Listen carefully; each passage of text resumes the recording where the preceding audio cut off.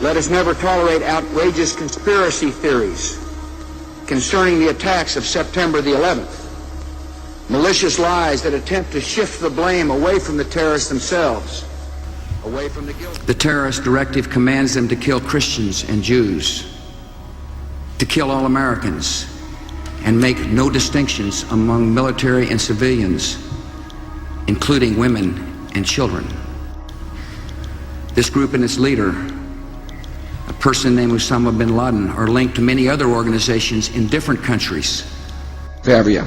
Mr. President, in your speeches now, you rarely talk or mention Osama bin Laden. Why is that? Also, can you tell the American people if you have any more information, if you know if he is dead or alive? Final part here.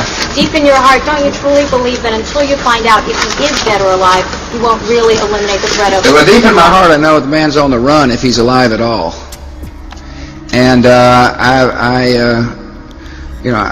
who knows if he's hiding in some cave or not. We hadn't heard from him in a long time. And the idea of focusing on one person is really indicates to me people don't understand the scope of the mission. Terror is bigger than one person. And he's a person who's now been marginalized. His network is, his host government has been destroyed. He's the ultimate parasite who found weakness, exploited it, and met his match. He is, as I mentioned in my speeches, I do mention the fact that this is a fellow who is willing to commit youngsters to their death, and he himself tries to hide, if in fact he's hiding at all. So I don't know where he is. Nor do I just don't spend that much time on him. Really, to be honest with you,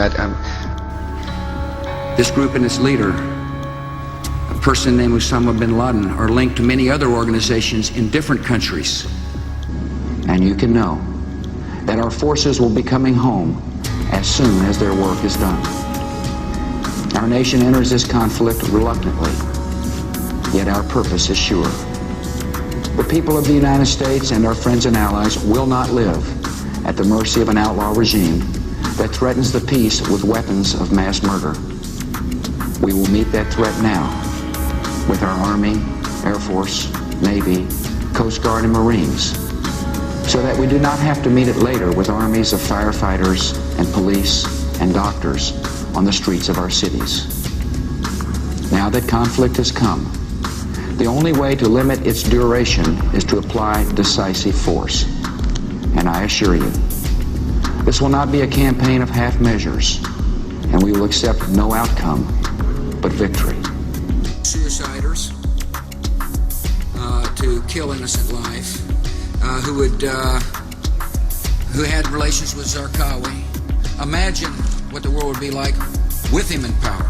The idea is to try to help change the Middle East. Now look, part of the reason we went into Iraq was the main reason we went into Iraq at the time was we thought he had weapons of mass destruction. Turns out he didn't, but he had the capacity to make weapons of mass destruction. But I also talked about the human suffering in Iraq, and I also talked the need to advance a freedom agenda. And so my answer to your question is that imagine a world in which Saddam Hussein was there, stirring up even more trouble in a part of the world that had so much resentment, so much hatred, that people came and killed 3,000 of our citizens. They were... What did Iraq have to do with what? The attack on the World Trade Center. Nothing. And so my answer to your question is that imagine a world in which Saddam Hussein was there, stirring up even more trouble in a part of the world that had so much resentment, so much hatred, that people came and killed 3,000 of our citizens. They were... What did Iraq have to do with what? The attack on the World Trade Center. Nothing. Secondly, this government does not torture people. You know, we stick to U.S. law and our international obligations. Thirdly, there are highly trained professionals questioning these extremists and terrorists. In other words, we got professionals who are trained in this kind of work to get information that'll protect the American people. And by the way, We have gotten information from these high-value detainees that have helped protect you. And finally, the techniques that we use have been fully disclosed to appropriate members of the United States Congress. The American people expect their government to take action to protect them from further attack. And that's exactly what this government is doing, and that's exactly what we'll continue to do. I'm going to describe the design of planned attacks on buildings inside the U.S. and how operatives were directed to carry them out. That is valuable information for those of us who have the responsibility to protect the American people.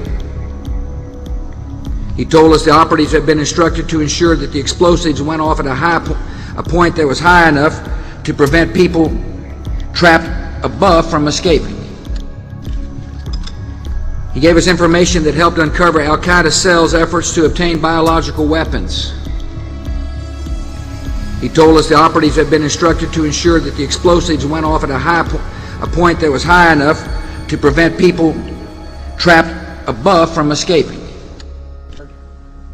Officers and sailors of the USS Abraham Lincoln, my fellow Americans, major combat operations in Iraq have ended. In the Battle of Iraq, the United States and our allies have prevailed.